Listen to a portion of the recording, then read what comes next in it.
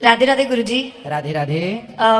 मैं बोलना चाहती हूँ सबसे पहले that you are the best because मैं ऑनेस्टली हमेशा से खुशी रहती थी। मैं बहुत ज़्यादा स्मोक करती थी, दारू पीती थी, नॉनवेज खाती थी और कहाँ से हैं आप? मैं पुणे से हूँ। पूना। हाँ जी। ठीक है। और मैं आई थिंक 1-1.5 हफ्ते पहले भी आई थी। मैं जिस दिन यहाँ आई उसी दिन आप चले गए एंड मैं वापस चली गई थी पुणे 3 दिन पहले। और मुझे इतना अजीब लग रहा था वहाँ पे जाते ही, मैंने बोला I want go back you know because मुझे गुरुजी से मिलने, मेरी मॉम ने बोला तू पागल हो गई है। मैंने बोला it's okay I want go. और मुझे आई डोंट नो जितने लोग देख रहे हैं मुझे इतना बताना है कि मैं खुद भी लाइव स्ट्रीम करती हूँ, जैसे आपका कथा और सब कुछ यूट्यूब पे आता है तो मैं खुद भी लाइव स्ट्रीम करती हूँ। लाइव स्ट्रीमिंग एप्स होते हैं, वहाँ पे मैं आपका लाइव दिखाती हूँ बिकॉज लोग इतने फ्रस्ट्रेटेड है जिंदगी में कि नॉर्मल लाइफ में तो ऐसे भी लड़ते रहते हैं एक दूसरे से, और फिर एप्स ढूंढते हैं जहाँ पे वो किसी और को मिल सके जिंदगी में पीस पाने के लिए, और फिर वहाँ की उनकी लाइफ में भी और कंफ्यूज हो जाते हैं। तो जब मैं आपके कथाएं, आपकी बातें वहाँ पे लोगों को सुनाती हूँ तो वो लोग भी मुझे बोलते हैं कि मैं पागल हो गई हूँ लेकिन वहाँ पर उस ऐप पे 80% अंग्रेज है बिकॉज यूएस, ऑस्ट्रेलिया वो सारे लोग ज्यादा सुनते हैं। और आपकी कथाएं सुन सुन के मैं उनको भी लिटरली ज्ञान देने लगी हूँ। जो बात आप बोलते हैं वही चीज मैं उनको रिपीट करती हूँ। आपकी सत्संग की सारी चीजें ऑलमोस्ट मेरे हर एक लैंग्वेज में आई थिंक पूरा दिन उठने से लेके सोने तक फ्रेंड से बात करो, मम्मी से बात करो, बुआ से बात करो, बस आप ही की बातें चल रही होती है। और वो लोग मुझे बोल रहे हैं कि बेटा तेरे से तो अभी इतना सीखना मिल रहा है, हम ही इतना नहीं सीखे। और जैसे आपने बोला कि अभी हम लोग का जो फॉरेन जो कल्चर आ गया है और जो एजुकेशन है, जो हमारा पुराना एजुकेशन था वो तो ऑलरेडी चला गया है।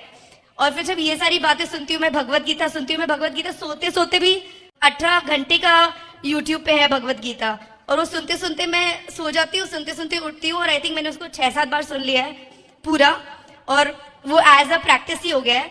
और इवन जब मैं फ्लाइट में आ रही थी और मैं यूट्यूब पे दूसरी चीजें देख रही थी तो मुझे ऐसे लग रहा था कि लाइक एक नॉर्मल गाना भी ऐसे लग रहा था कि अब नहीं सुनना है, सिर्फ राधे राधे सुनना है। और जब मैं यहाँ से पुणे गई मैंने देखा सब लोग अपनी अपनी चीजों में इतना बिजी है, फोन में बिजी है, आपस में एक दूसरे के साथ बिजी है, लेकिन यहाँ पे इस जगह की जो हवा है सब लोग ही आपको राधे राधे बोलेंगे। आप 5 स्टार में जाओ या आप नॉर्मल ठेले पे जाओ, आप कॉल करो रिसेप्शन पे, सबसे पहले राधे राधे बोलेंगे, उसके बाद आगे कॉन्वर्जेशन स्टार्ट होती है। तो इट्स जस्ट सो पॉजिटिव। आपकी बातें जैसे आप बोलते हैं कि मम्मी नहीं बोलना चाहिए, पापा नहीं बोलना चाहिए, यू नो मैया कहो, पापा मतलब पाप, तो मैं पिताश्री बोलने लगी हूँ मेरे डैड को। मतलब पिताश्री बोलने लगी हूँ डैड को। जब मैं डैड बोलती थी ऑब्वियसली मैं डैड मेरे पिताश्री को बोलती हूँ कि आप सत्संग सुना कर, तो मुझे बोलते हैं तू सुन, हमें 10 साल और है सुनने के लिए। तो मैं यहाँ पर जब आई थी मेरे प्रीवियस ट्रिप पे जस्ट 10 दिन पहले मैं आगरा में थी, और आपकी एक चीज मैंने कथा में सुनी थी उसी वक्त जब मैं आगरा में थी। आपने घी के बारे में बताया था कि एक भक्त भगवान को बोलता है कि ये घर मेरे लिए बनाओ, और उन्होंने बोला था कि ये घी लेके 3 परिक्रमा करो और वापस आओ। और फिर बोलता है अब बता तूने कितनी बार मुझे याद किया। तो उसने बोला मेरा तो पूरा ध्यान घी में लगा था तो मैं आपको याद नहीं कर पाया।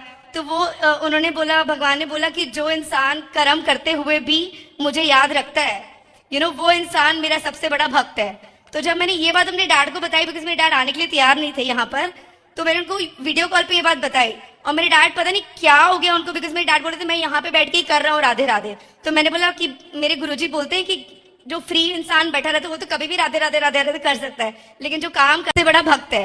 तो मैंने उनको बोला आपको यहाँ आना है। और मेरे डैड लिटरली, मैं इतने आई एम 36 गुरुजी, और मैं इतने सालों में मैं जब भी मेरे डैड को कुछ बोलती हूँ जवाब ना ही आता है, और मतलब सामने बैठ के कन्विंस करना जवाब ना आता है। और जब मैं वहां पे ये कहानी उनको सुनाई मेरे डैड को, और मेरे डैड इतने जिद्दी, वो इंसान ने बोल दिया मैं कल सुबह ट्रेन लेके आ रहा हूँ, और वो यहाँ थे। और हम लोगों ने सब जगह साथ में दर्शन किया, सब कुछ किया।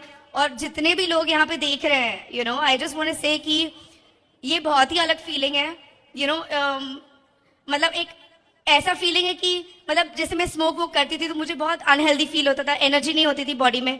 अब कुछ ना करने के बाद भी मन नहीं करता, मैंने तुलसी की माला लगा ली है।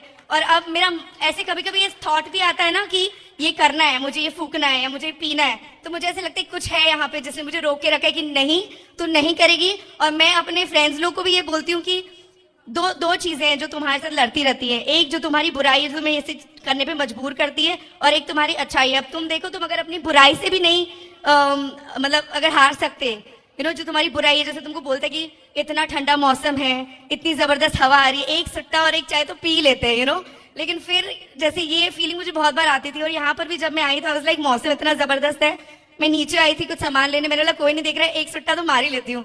फिर उसके बाद पता नहीं क्या फीलिंग आया, लेकिन मैंने बोला जो मुझे रोक रहा था, क्योंकि मैंने स्मोकिंग छोड़ी थी पहले, जी। बट फिर से मैं वापस स्टार्ट कर देती थी, फिर छोड़ती थी, फिर स्टार्ट करती थी। लेकिन इस बार आई थिंक 3 महीने से no smoking, no drinking, no nonveg. Indians को तो छोड़, मैं गोरों को भी ज्ञान देने लग गई हूँ।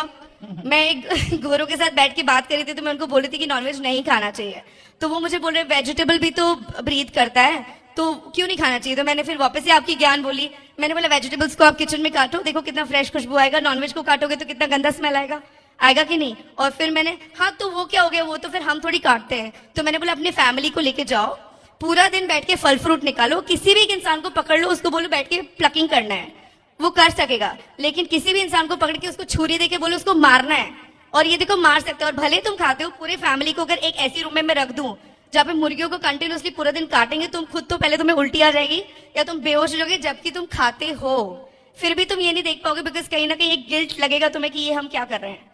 तो वो सिर्फ अपने आप को कन्विंस कर लेते हैं कि काटने वाला तो कोई और है, हम देख नहीं रहे हैं तो कोई प्रॉब्लम नहीं है। लेकिन जब ये खुद बैठ के देखेंगे तो उनको रियलाइज हुआ कि ये कितना पेनफुल है और ये नहीं करना चाहिए। सो मतलब इतनी सारी बातें कि मैं आई कांट स्टॉप बिकॉज इतनी सारी बातें मैंने सीखी आपसे, और मैं वही सारी चीज़ें हर बार रिपीट करती रहती हूँ, सब लोग को बोलती रहती हूँ। एंड इट्स अमेजिंग गुरुजी, और मुझे गुरु मंत्र भी लेना है आपसे। कल ले लीजिएगा। और आश्रम में माताओं के दर्शन किया आपने? हाँ जी, मैं गई थी, और मम्मी पापा को ही बोला था, लेकिन मम्मी पापा सर्दी में इतने कांप गए थे, बिकॉज पुणे में तो ऐसा मौसम होता नहीं है, तो उन्होंने बोला ऑलरेडी बहुत ज़्यादा ठंड थी, बट बाहर से देखिए इतना अच्छा लग गया गुरुजी। और मुझे ये भी बोलना है कि मुझे पता है, बिकॉज मेरे फॉलोअर्स बहुत सारे हैं, और मैं ये सब चीज़ें कन्विंस कर रही हूँ लोगों को हर तरीके से। अच्छा मैं है, ब्रीडर सबको हूँ, आप अच्छा बना रहे हैं, बहुत अच्छी बात है।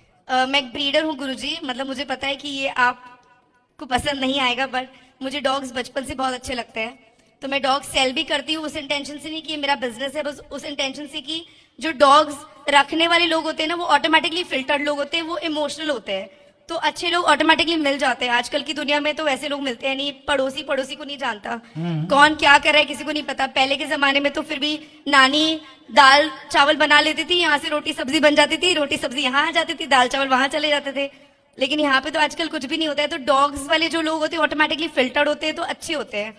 बट मुझे ये चीज करना है कि जो आपने बोला था छोटी गाय जो हम रख सकते हैं घर में, अगर मुझे कोई कांटेक्ट मिल जाए जो वो सेल करते, तो मैं वो प्रमोट करना चाहती हूँ।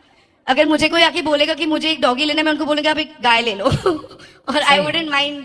अभी वो छोटी वाली जो गाय है ना, बहुत कम मात्रा में है, बहुत तेजी से वो बढ़ेगी। हाँ जी, और फिर सबको प्राप्त होगी वो। और गुरुजी मेरा एक फार्म हाउस भी लिया है मैंने, जो काफी बड़ा है, और मेरा मन है कि मैं वहाँ पे यही करूँ कि गौशाला बनाइएगा, गायों की हाँ। सेवा कीजिएगा। हाँ जी, थैंक यू गुरुजी। खुश रहिए, सुखी रहिए। देखिए कथा से कितना बड़ा प्रभाव है। हमारी बहन सिगरेट वगैरह सब पीती थी। तो दोस्तों, यदि हमारी वीडियो पसंद आई तो सबसे पहले हमारी वीडियो को लाइक करें, चैनल को सब्सक्राइब करें और बेल आइकन को दबाएं ताकि हमारी वीडियो सबसे पहले आप तक पहुंचे। Thanks for watching.